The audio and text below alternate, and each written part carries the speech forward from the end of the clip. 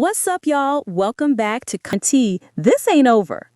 Anthony might be acting calm now, but next time he sees Shayla and Iman in the same space with Kai, oh, it's gonna be tension in the air thick enough to cut with the butter knife.